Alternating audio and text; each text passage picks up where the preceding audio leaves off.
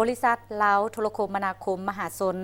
เปิดโตซุปเปอร์แอป Super X อย่างเป็นทางการในงานสัปดาห์ดิจิตอล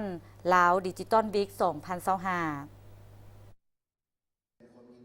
งานสัปดาห์ดิจิตอลลาวปี 2025 ได้ไขขึ้นอย่างเป็นทางการในตอนเช้าวันที่ 2 เมษายน ปี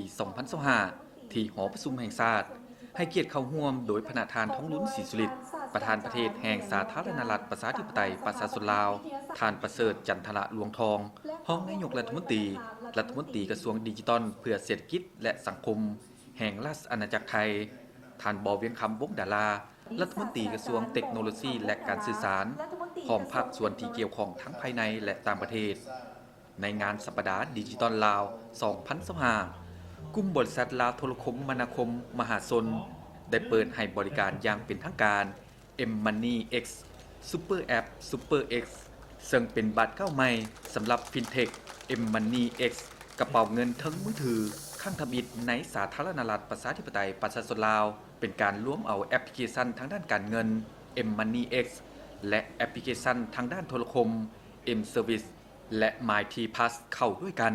เพื่อยกระดับ FinTech ในสาธารณรัฐประชาธิปไตยประชาชนลาวให้กลายเป็นแพลตฟอร์มกระเป๋าเงินดิจิตอลที่ครบวงจร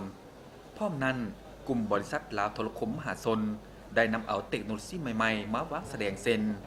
LTC Solution Service HR Platform Cloud Service Contact Service Contact Center Service Management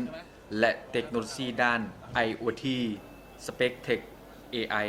จากคู่ร่วมธุรกิจของลาวโทรคมเช่นบริษัทไทยคมจำกัดมหาชน